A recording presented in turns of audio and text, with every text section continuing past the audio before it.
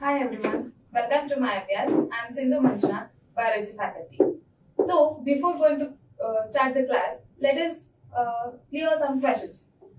Like, what are the difference between live and alive? So, when the dog is running, man is shouting loudly on the street, or cow is chilling, we conclude that they are alive by the actions what they do. So, my question is, when they are asleep, like when the dog, man, or the cow is sleeping, we would still say that they are alive. Why we would say that? Because we see them breathing and we conclude that they are alive. So here, breathing is very important process, right? Yeah. But only breathing is not. So there are many life processes which ensures our proper survival of human beings and other living things. So let us study about this life process which happens in our daily lives in this session. So, let us define what is this life process at first. This life process is nothing but the process which perform together to maintain our body is nothing but life process. The life process, the process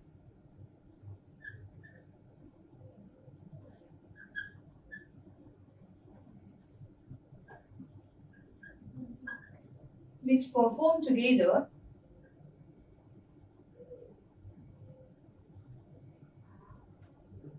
to maintain our body is called life process. Is it clear? The life process, the process in which perform together to maintain our body is called life process. So my question is, why we need this life process? Yeah, to maintain our body, uh, and it is a healthy process. To maintain our body without any of our effect does not make it is an easy task, right? So my question is, why we need this life process? Maintain our body is maintained without any of our effect. It doesn't mean it is an easy task, right? There are many systems, like there are about 11 systems in count.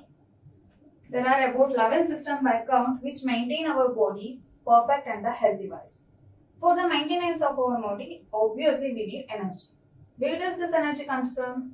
Yes, this energy comes from digestive system and the respiratory system.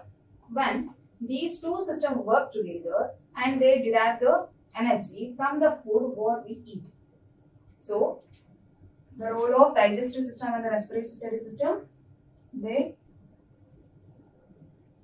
extract energy from the food what we take.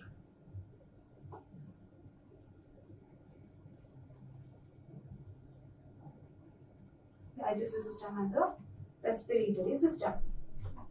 So, the energy which is excreted from the digestive system and the respiratory system need to transport every part of our body, right? And this can be done by circulatory system.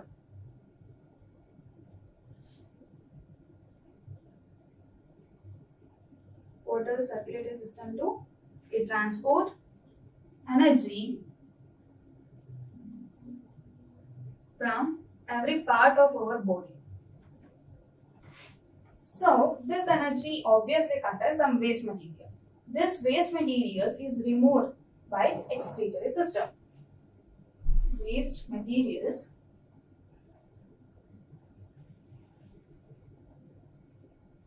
is removed by excretory system. These are the four main life processes which we can be studied in the next coming sessions, and it is very important for our life, and we will be seeing this life process in detail. So I repeating this that's for the maintenance of our body we need the energy. This energy is extracted from digestive system and the respiratory system. These two systems perform together. These two systems perform together and extract the energy from the food what we eat. So, this extracted energy need to transport each and every part of our body. So, the transportation of energy is done by circulatory system.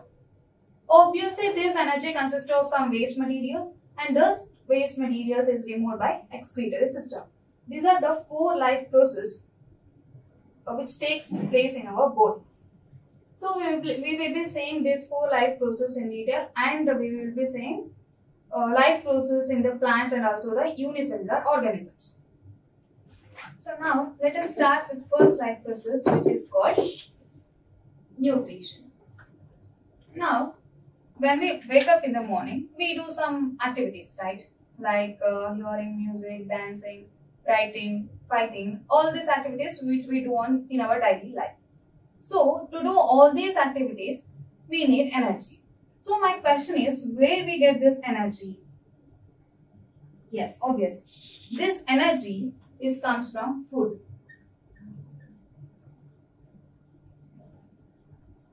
So, the main source of energy is food. The main source of energy is the food. This food provides energy to do all the activities. Not only for that, it also helps in growth, development. So, this energy helps in growth, development and synthesis of protein.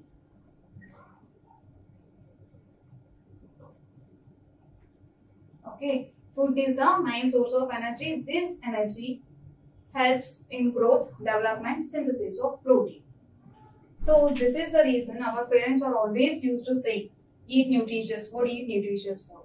So when we take the good food, and we will get all these factors like growth and development, synthesis of proteins, which all this happens regularly. So eat food, nutritious food. Next, coming to the nutrition. Let us define this nutrition. What is this nutrition and why we need this nutrition? Nutrition is nothing but the process of obtaining food and utilizing it. Is called nutrition. What is nutrition? The process which obtain the food and utilizing it. Obtain the food and utilizing it is called nutrition. Nutrition helps in growth, development and repairing of cells. This is the helpful of nutrition, and what are the functions of nutrition we can study. Now, this nutrition is classified into two types. One is autotrophic nutrition.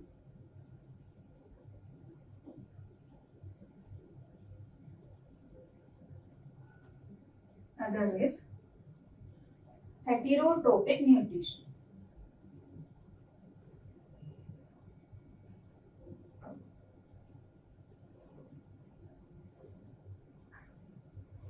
So, nutrition is defined as the obtaining of food and utilizing it, and it is helpful for growth, development and the synthesis of protein. The nutrition is classified into two types, autotrophic nutrition and the heterotrophic nutrition. Let us study the autotrophic nutrition in detail. So, the first type of nutrition is autotrophic nutrition. So, the name itself suggests that auto means self. Trophic means nutrition. So, self-nutrition is nothing but autotrophic nutrition. This is what happens in the autotrophic nutrition. So, when the plant utilizes the carbon dioxide and the water by the surroundings in the presence of sunlight. So, tell me, what is this process is known as? Yes, exactly. We are all familiar with that process since the childhood.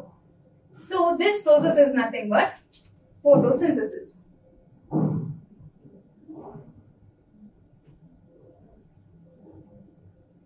What is photosynthesis means?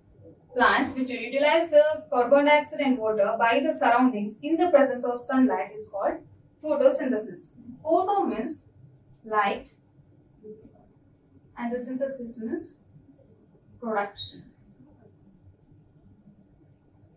Production of food in the presence of sunlight is nothing but photosynthesis. Now, we can define this photosynthesis precisely. Like, in this photosynthesis, the light energy is converted into chemical energy. Light energy is converted into chemical energy by the green part of plant. So this green comes from pigment chlorophyll.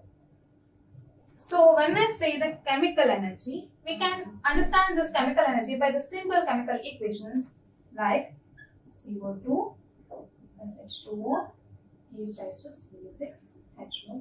C6H12O6. This carbon dioxide react with the water in the presence of sunlight, and chlorophyll, we get glucose. This is the chemical equations. By here, the light energy is converted into chemical energy when carbon dioxide react with the water. In the presence of sunlight and chlorophyll, we get glucose. Now here, there are three steps in which the light energy is converted into chemical energy. What happens in first step? In first steps, we can see the absorption of sunlight.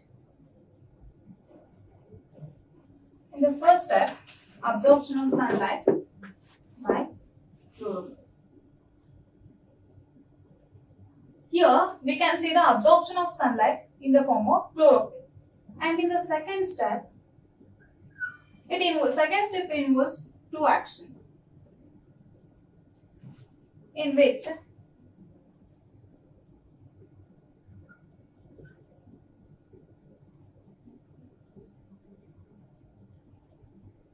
splitting of water molecule to hydrogen, splitting of water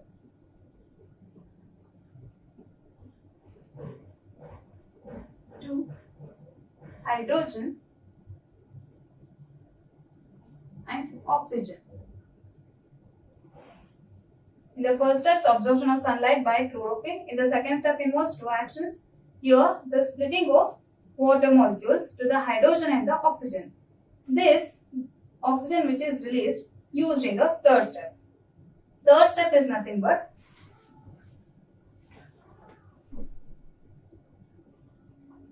reduction. Here in third step, the carbon dioxide is reduced to carbohydrates. This is mainly because the hydrogen which is released in the second step.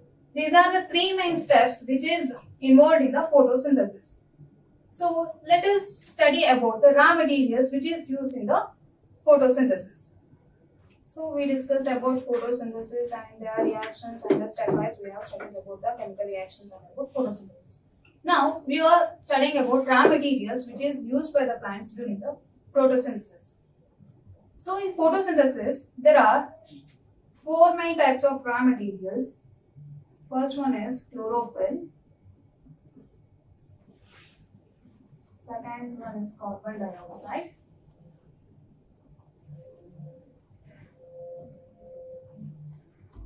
Third one is the sunlight.